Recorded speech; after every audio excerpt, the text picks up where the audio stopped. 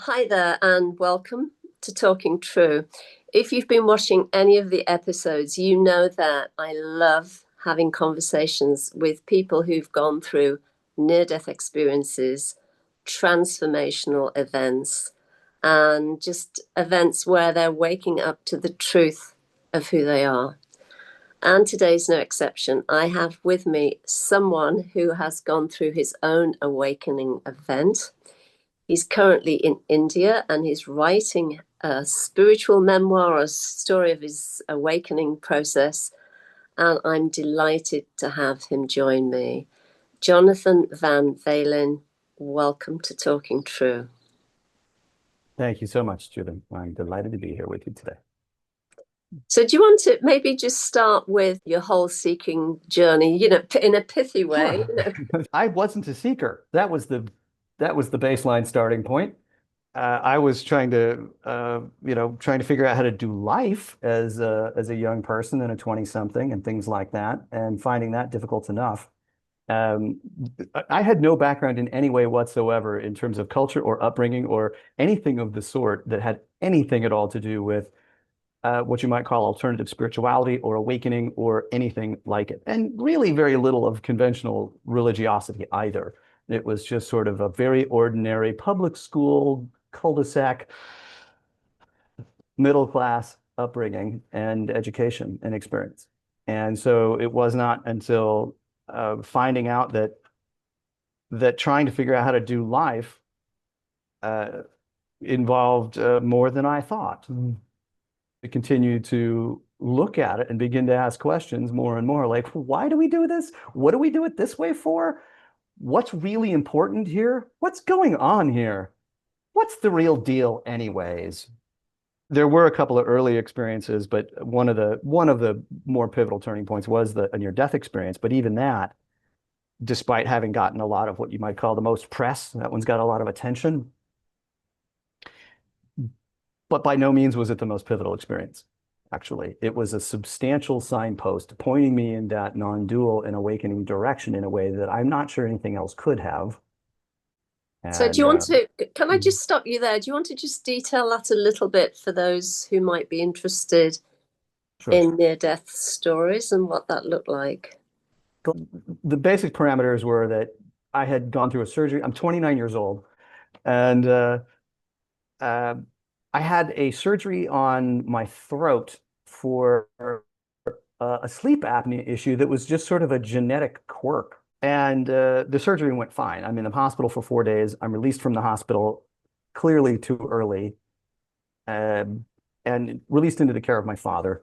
And there was very little he could do in any way whatsoever. The Where it got interesting was about 3 or 4 days into his care. The best way I can describe it is that there was a profoundly clear inner click. There's just this inner event in which this, I can't describe it any better, this vivid click occurred. And in the instant of that click, there were three recognitions that flooded in. And the first of those was that the life force in this body was, in the instant of that click, it was very clear that that life force was beginning to drain away. The body was beginning the dying process. But at the same time of that recognition that the life force was draining away, was the concurrent recognition that there was an aspect of my own being, my own consciousness, my own awareness that was witnessing that life force was draining away. And that whatever that aspect of awareness was, it wasn't limited or contained by this physical body, that the physical body and that awareness were clearly two different things. The body was beginning to die, but whatever that awareness was not changed in any way whatsoever. It was simply unimpugned, unaffected in any way. But why it was so mind-bending in that particular moment was that what it also meant was that the pain in that body wasn't mine either. One of the comments of the doctors that had performed the surgery was, they said, "We're sorry about this, but you're going to be one of the few people that knows what it's like to break your femur and have to walk on it for a week or more. Mm. Like it's going to be blackout level, mind-bending pain, and there's not much you can do about it." And so to have this particular revelation in this particular moment actually confers a level of freedom from that suffering in a way that I could not possibly have understood without the direct experience of it. And so, and I would like to be very clear about it. It was not that the pain in that body was gone. It wasn't. The pain in that body was as present and mind-bending as ever. It's just that it was intimately clear that I wasn't that body. Mm-hmm. And so I didn't need to own that pain or tell a story about it. And in essence, it meant that the pain in that body didn't have any real power to affect the peace that was contained in that awareness. And so it's the first time that I ever saw with great clarity that there was a difference between pain and suffering. The pain was as present as ever. The suffering was not a factor. And so in that particular moment, it's an extraordinary moment of release and an extraordinary moment of freedom. The second thing that floods in is a simple awareness that that life force is draining away. It's draining away relatively slowly, and it's going to take a while. I don't know how long. It appears that it will be at least a few days. And but contained in that awareness is sort of a funny. It almost seemed funny. It almost seemed a little bit comical because there was this recognition that one, my body is dying, but instead of having a reaction to it like, oh my God, this is terrible, what a nightmare, what a tragedy, this is horrible, what a problem, it's got to be fixed. The natural reaction inside instantly was more like, wait a minute, what now? Let me lean into this. This is fascinating. This is extraordinary. This feels like a gift that it seems like I might be able to revel in this for a number of days. That sounds extraordinary. And so it wasn't perceived in any way as a problem. It was perceived as a gift. In that first recognition, I can see that I'm not my body. And but there is still some sense of that individuatedness. Like there's that awareness that's seeing the body and knows that it's dying, feels like a sort of individuated, separate entity that's witnessing the body.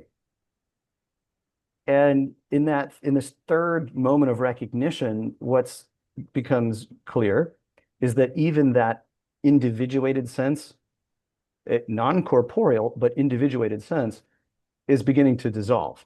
And that sense of individuatedness in it is just a silly misperception. It's not really true.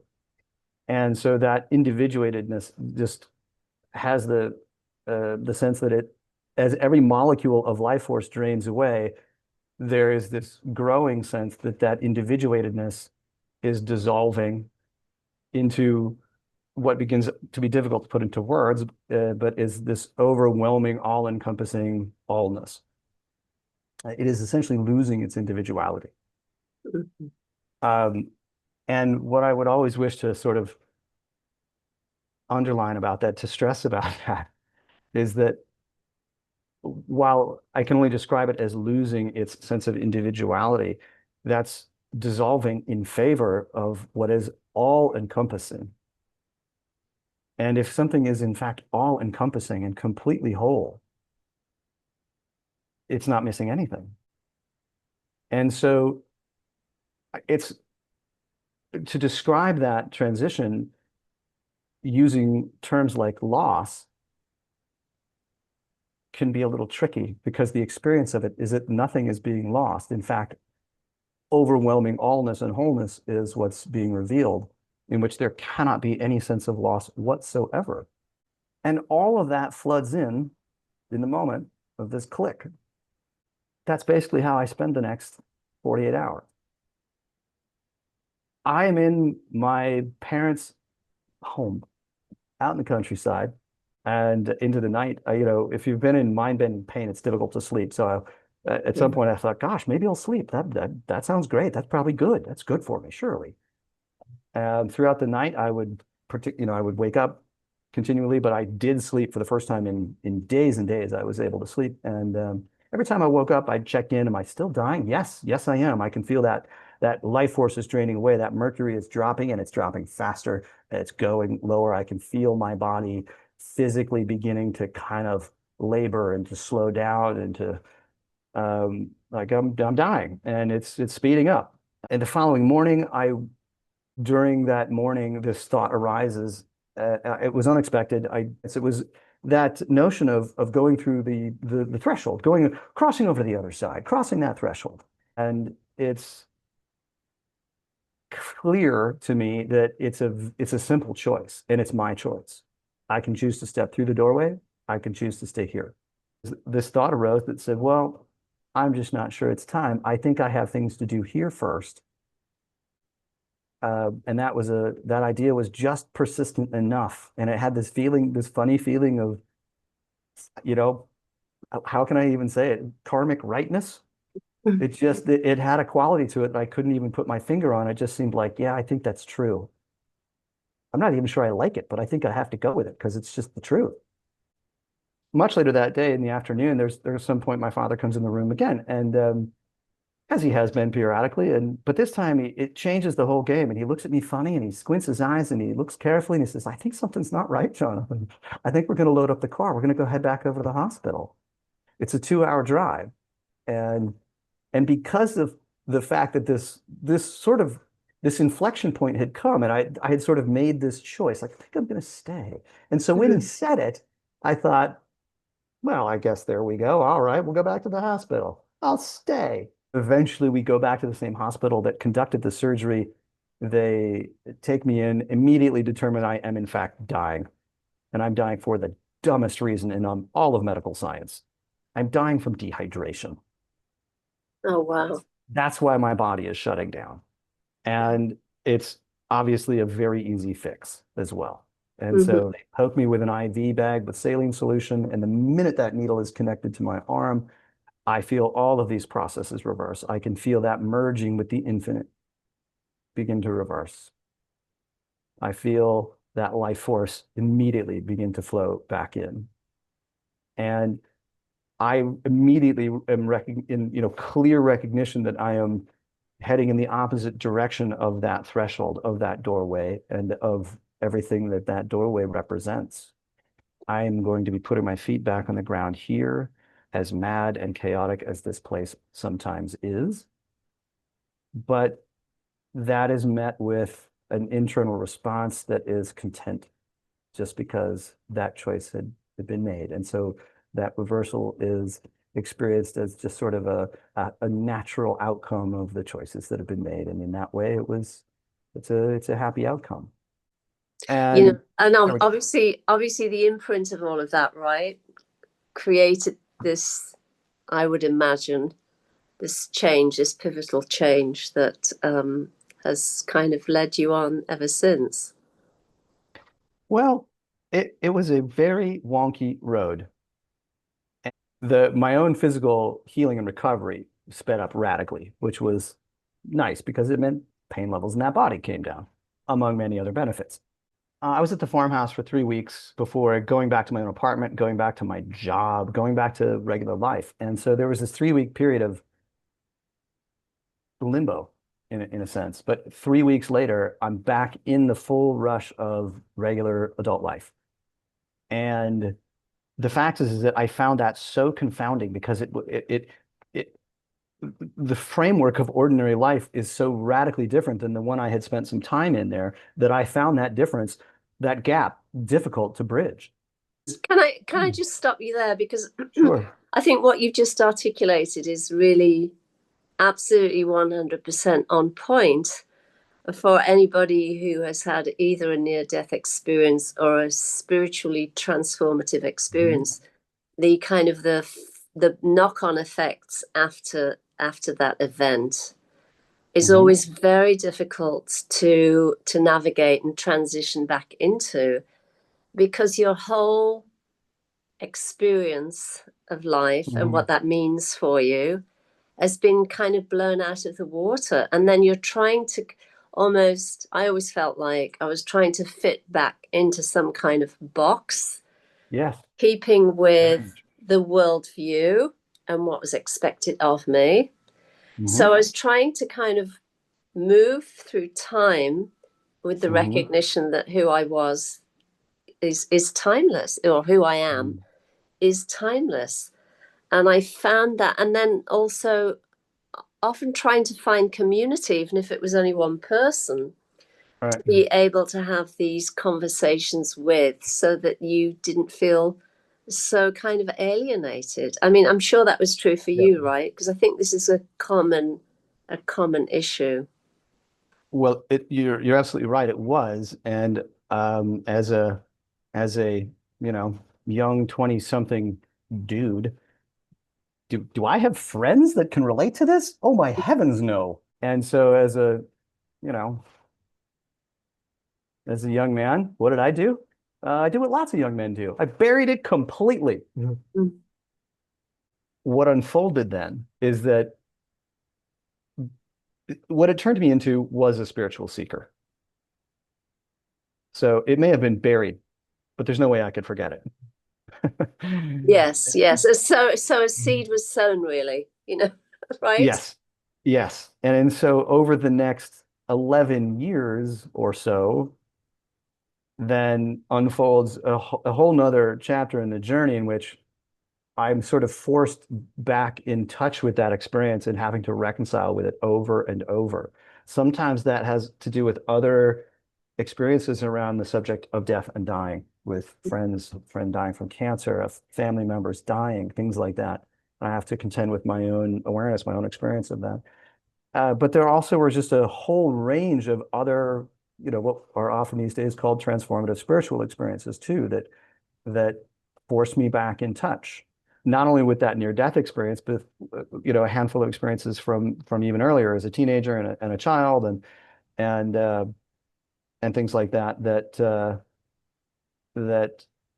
it took a solid decade to of additional experiences and grappling to uh, get to, frankly, another series of transformative experiences, what are often called awakening experiences, in which that awakening felt like it really sort of did go through a particular doorway that kind of has a certain kind of finality to it. I'm putting quotes around that obviously because I think, as you can recognize, and I really appreciate this about you, that even when we go through these pivotal final doorways, well, it turns out there's usually a little more to the story after that as well. Hmm. And that's true, but it's also true that once you've graduated from high school and then you've gone to college and you got a college degree, it's really, really clear you're never, ever, ever going back to high school. It's that part's over. It's done. It's, so, there's a way in which some things really are have a certain finality to them. Um, but yeah, it opened up this lengthy period of having to go through a whole bunch of additional experiences and you know one more than once I was, for instance, faced with the experience of seeing the difference between pain and suffering, for instance. That's another thing that arose a few times.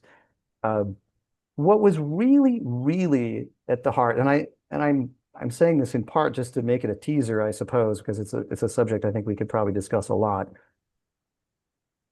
What was at the heart of some of the early experiences, even as a child, but also very much at the heart of that near-death experience, and what became a really core facet of a lot of the things that unfolded in that decade following the NEE,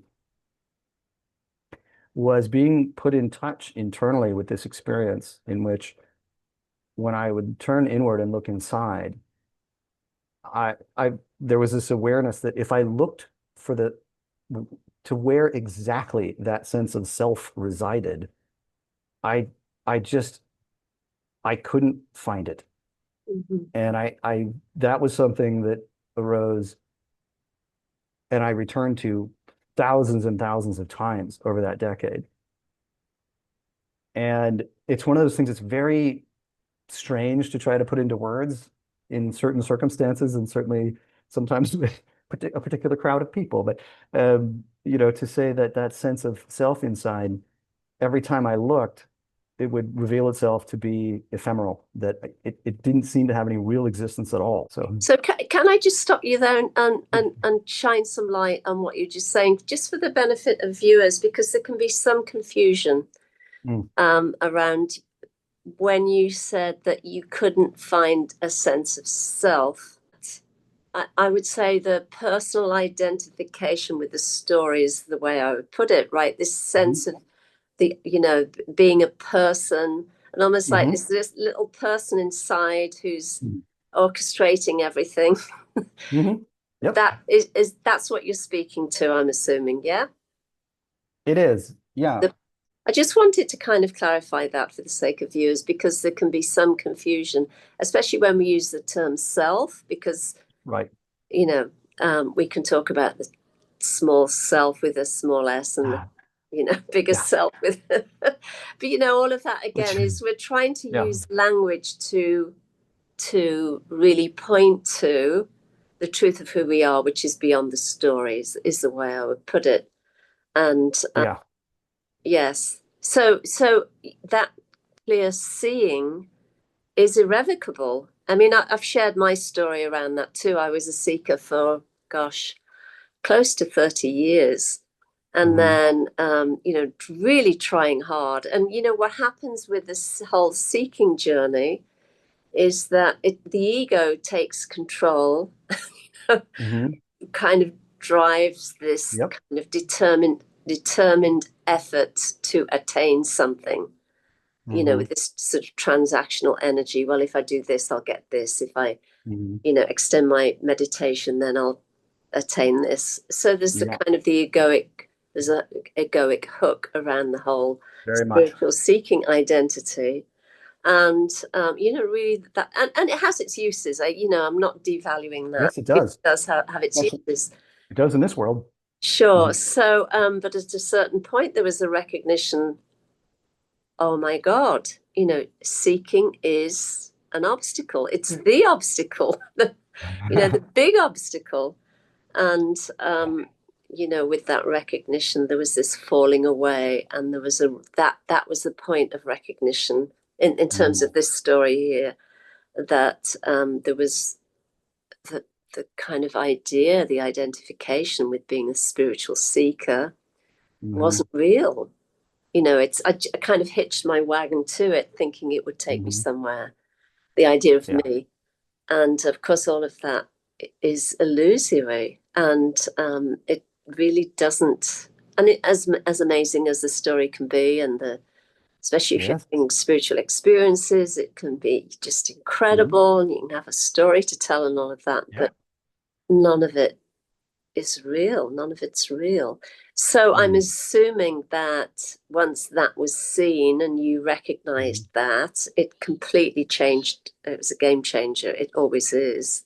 And then there's no reverting back to that. It's not like you have that That's kind right. of experience, and we can call it an experience, but by its, an experience has a beginning, a middle, and an end. Whereas this Yeah. seeing isn't an experience. Right, it's just like this absolute Yeah. seeing, that seeing through the illusion, I guess, is the best way I would hmm put it. But it just then changes everything. So I'm assuming from that point on there was this shift or change, and Yes. yes. Some time ago, a dear friend of mine who is someone that I've long been able to talk about matters of awakening with, he said to me one day, he said, "Well, you know, if people really knew what it was, they wouldn't want it." Yes. And I love that you could raise an eyebrow to that yourself. Of course, what he meant was that when the ego of that person begins to contemplate the dissolution of everything that that ego associates with who it is and what it is and what it's doing and why it's important, and the idea of giving all that up it could sound catastrophic. It could sound maybe even like kind of a death of some sort, of certainly an egregious and dramatic passing of something that has been otherwise clung to with the most intense uh, Yes. Yes. Yes. And Sufi mystics. tell wonderful stories about, warning seekers, don't come Yeah. close, don't follow this wagon Yes. for those Yes. reasons.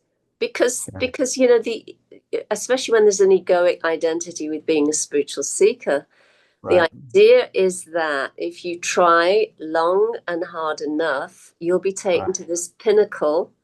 And I Yes. certainly had that idea. I thought that I would become an improved version of who I thought I was. And I Right. could put my flag down, my stamp at the top of the, Yes. mountain and say, I've arrived, I've done it, I've Yeah. succeeded. And of course, it's the Right. entire opposite of all of that. It And is. and and I love what you said about your world imploding, I think is the way you put it. And that was certainly true in terms of my story, you know what I mean? But Yeah. the the externals were the same. So I was still Yeah. kind of dealing, I was still working, I was still, presenting and showing up as a Mhm. as a teacher and having to do whatever I was doing. But it's this internal shift that is is Mhm. is challenging. So there's a lot to deal Hugely. with, right? And to try and integrate and to work with. And it can be really, really challenging, especially when you're on your own. You feel like you're on your own and you don't have anybody that you can share Yeah. things with. So, well, what's happening now is I came to India.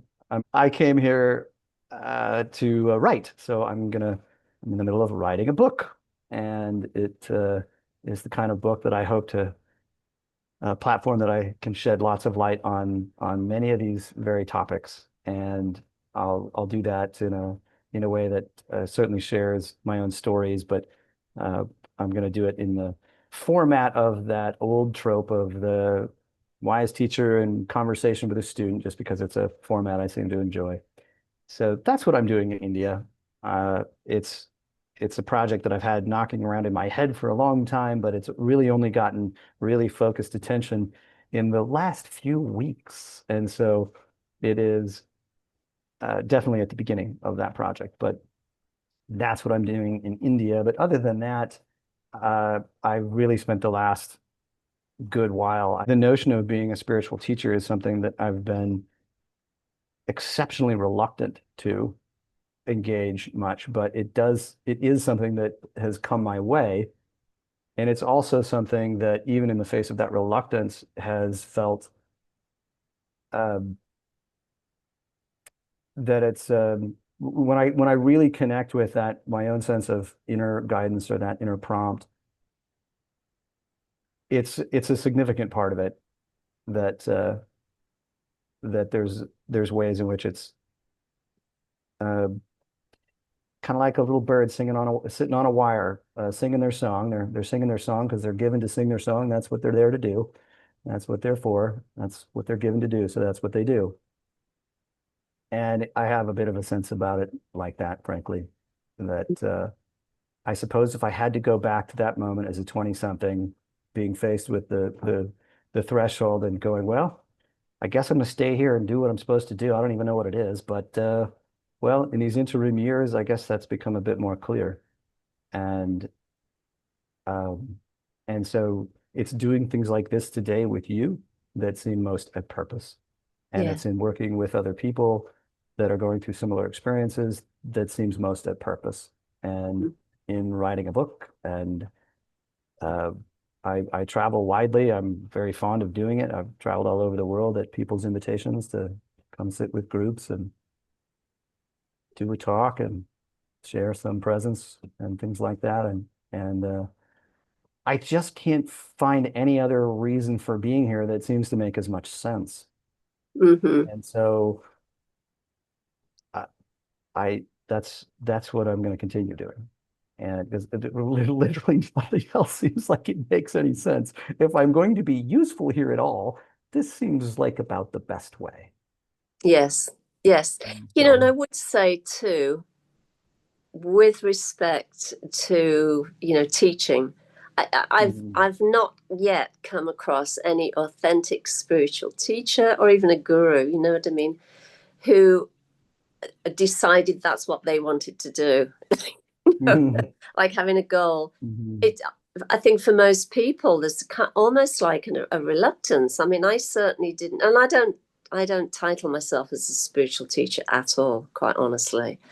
Mhm. But the kind of inner directive, inner prompt, the nudges that I get have pointed me to where I am Mhm. today. And Yeah. sometimes it's been a surprise, you know, in the same way when it came to writing the book, I didn't have this Mhm. goal of becoming an author at all. It wasn't on my wish list, Mhm. but I had a lucid dream, and a great being came in the lucid dream and said, "When are you writing the book?" And the same has been true when it comes to sharing my story and being prompted and directed to, you know, have small events or even, you know, Mhm. create this YouTube channel. There's been Yeah. this inner directive that I have no other choice but to respond to, Mhm. even though I often, actually not just often, but pretty much every time, don't have a clue what I'm doing. I don't know how it's going to work out. Mhm. I don't have a clue. I just trust the inner guidance, and I trust this kind of nudge, and Mhm. know that the support will be there. And I, you know, from what I've seen in terms of hearing other people's stories, I think that's fairly common. That's a common indicator that you get used to Mhm. following your inner guidance, listening to what you're being told to do, and living true to it. Gotcha. There's kind of no other way to do it, as far as I can see, because what happens is, I think when you have a near death experience or a spiritually transformative experience, Mhm. you give up the reins of being kind of dictated to by the mind, or trusting the intellect, or, you know, running that Yeah. by 10 other people. Yeah. All of Well, that just falls away, right? It just completely yeah. vanishes. There's no place to go with that. So all you can do is follow your inner guidance and live true to it. Yeah. I'm very fond of a phrase I probably overuse, but those experiences that people have that I've had and you've had and one way of understanding it to me is that they simply show us that there's more to the story than we thought. There's something outside the framework that we thought we were dealing with. There's all the limitations about the way we've seen the world and understood it and thought about it and participated in it. When faced with those kinds of experiences, there's something that jolts us and says, "Oh, wait a minute, that's not all there. There's an alternative. There's more. There's something else. There's something beyond everything that I thought I knew was true." And it is. It's very difficult for our mind to snap all the way back to before that experience. Yes. We never snap all the way back. And one of the things that's wonderful to me, and one of the things that I think is wonderful about getting to work with people sometimes is that there's also a way in which we have a great deal of choice. And sometimes we miss we don't fully recognize often how much choice we have in the matter of how do I embrace the fact that I know that there's more to the story? How do I embody it? What kind of choices do I make with life in front of my nose? Which ground do I stand on? Am I going to stand more on the old ground that I used to stand on, or do I stand a little bit more on this ground that is literally grounded in something larger? Um, and there's a great deal about that has been a huge part of the learning curve for me over Mhm. over the course of time. And I suppose there's a lot to unpack in that too, um, but amen to that, to Yes. Yes. to engage in ways that help us all um, nudge us in that direction. That's all. Yeah. Yeah. Well, you know what happened in my case was, I came into the world I mean, from the earliest age, I was so young and I was having visitation Mm, experiences, out of body experiences, psychic phenomenon. mm, I mean, that was just my life. And I assumed it was true of everyone. mm, And then I found out at a fairly early age that that wasn't the case. And hmm so then I learned to keep my mouth shut, hmm and it's a sort of self-preservation tactic because I didn't want to be Sure. labeled as being this weirdo. I And understand vividly. yes, and then I remember when I was about 14, looking up to the sky and saying to God, please take this away. I cannot deal with Mm, this. It's too much responsibility. And I really wanted to have like a normal life as a hmm teen. And then, everything was kind of subdued. It didn't go away entirely, but it was subdued. And then it all kicked off again in my early 30s when I had this radical awakening. mm, I was gifted with Shaktipat Diksha from in a lucid dream from Bhagavan mm, Nityananda of Ganeshpuri. So, and I've told mm, that story many times, but, however it kind of lands in you, mhm. whether you have a near death experience, spiritually transformative experience, or you're born into the world with this kind of Right. phenomenon, um, it's, it's difficult to navigate. It really is. There's so many challenges Yeah. around it. And I think most people can appreciate because I think, especially now, there are more people having these There kinds of sure are. experiences and Yeah. waking up. And I would be really interested in viewers, anybody watching this, if you've had your own, spiritually transformative or near death experience, to share what some of your personal challenges have been, because, it seems fairly consistent that Mm, trying to either conform to what you believe the world wants from you, or hmm navigate your way through, find your voice, stand in your authentic knowing, and then sort of present and share. That also has its own difficulties, but I'd be really interested in hearing what other people have to say, because what we're sharing today is, I would say, is fairly common, and I'm sure you found it with the people that you've been working with as well. There still seems to be fear Oh, around of course. coming Yeah. out for obvious Yeah. reasons. Yes. Yes, certainly. And that's sort of, sort of at the heart of the human journey in general. No guide can walk the path for you. You still have to take your own steps, no matter what. But it can be nice to be along with someone that's trod the path before.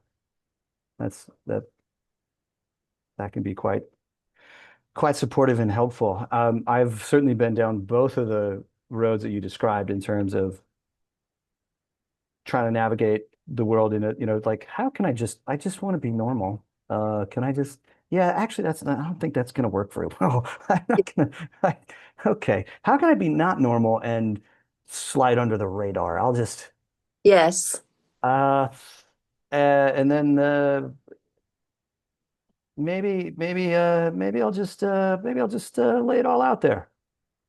yes, Uh, I mean, that's been a whole other journey as far as I'm concerned. Um, yeah, yes. But it's um, it's liberating to get to that point. Certainly And it is liberating. And I believe that is the name of the game in this awakening situation. yeah, Like, that's what it's for, isn't it? Pretty yes, yes, sure. Pretty yes, sure. yes. And it feels like you're finally home. You're free. You can be Yeah. true to you. You can find your authentic voice. You can share without kind of impinging or kind of trying to, hold things down. It's great.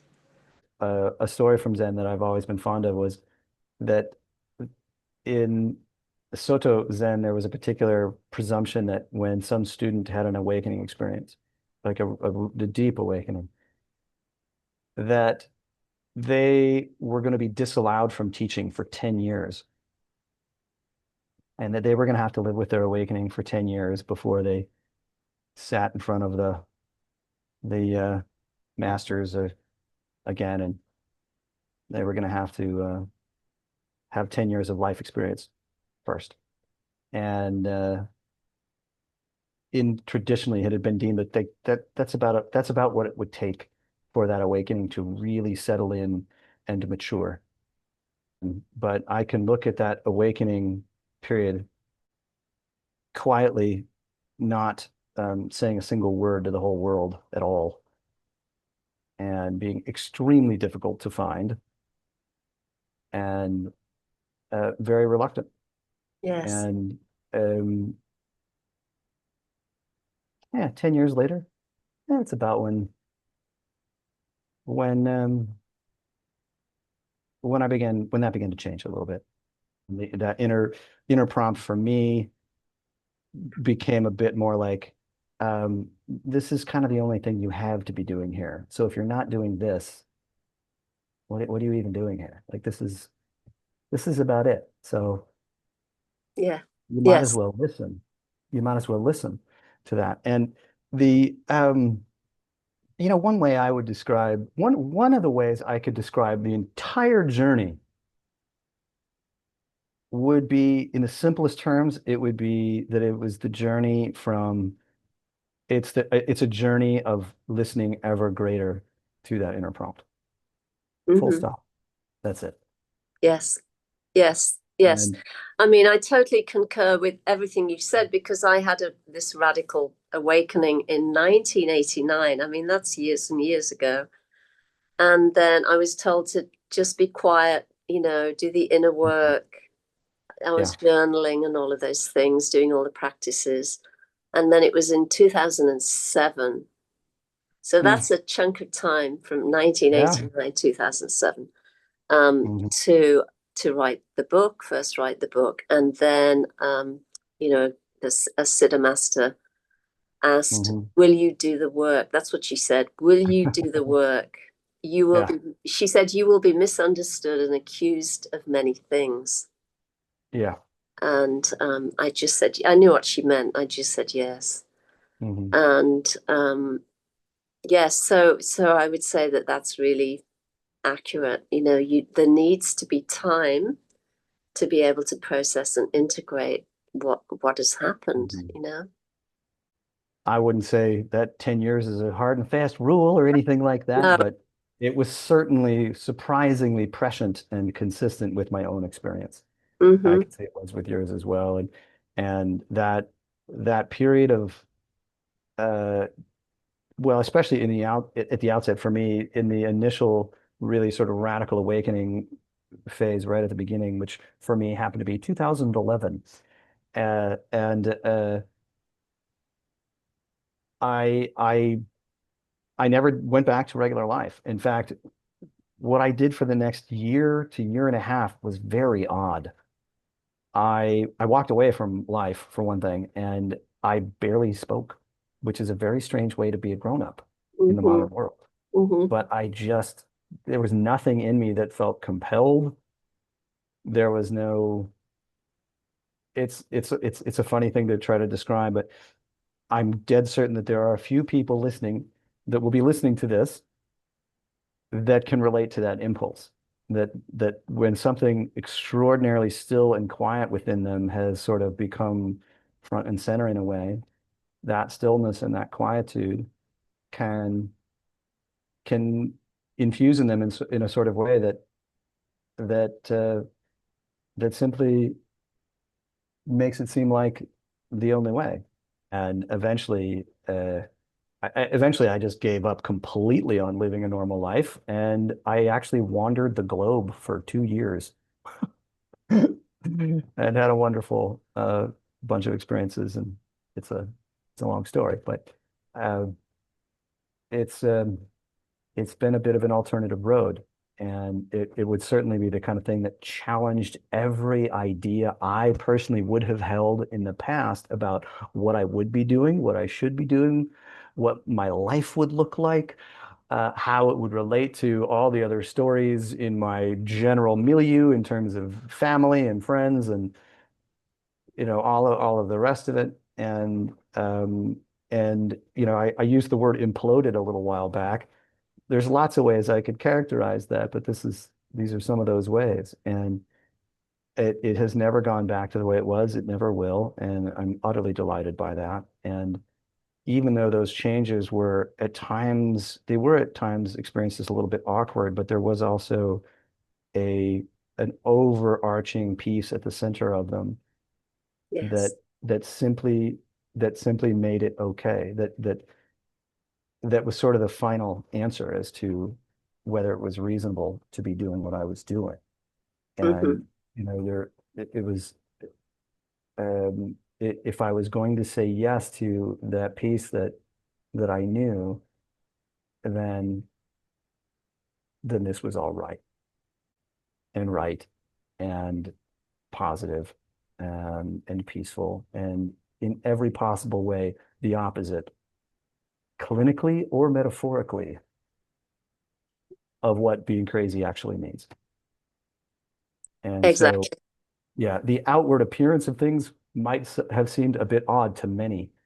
I'm well aware that it did, but But what to do, right? You just you yeah, have to go with it. You have no choice. All right. So, Jonathan, I'm just realizing the time.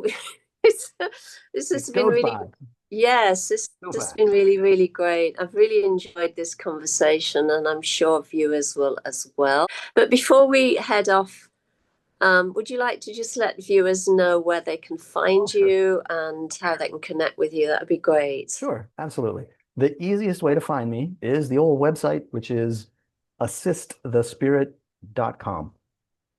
Okay. And the name Jonathan Van Valin also just points to that website.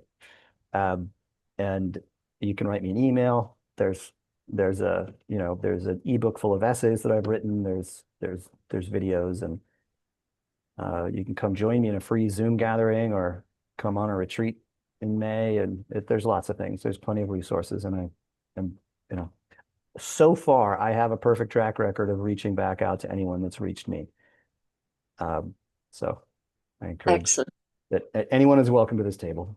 So Fabulous. And of course, I'll have all that information in the show notes as well so that people can just click and go. That's really great. So, wonderful. Jonathan, thank you. Thank you so much for joining me. I really appreciate it. It's been great. Really wonderful conversation. Thank you. Thank you, Julie. Thank you so much. It's a joy to be able to have this kind of conversation with someone that so uh, clearly and sincerely uh, stands on such familiar ground. And that's a joy and an honor, and I appreciate it. Thank you. Thank you. And thank you, everybody, for joining us today. As always, I really appreciate you, and Jonathan really appreciates you being here. And if you feel that this content has value, then please spread the word. That would be wonderful. And if you haven't subscribed, you know what to do. So thanks once again. We really appreciate you. Take it easy, be well, and bye for now.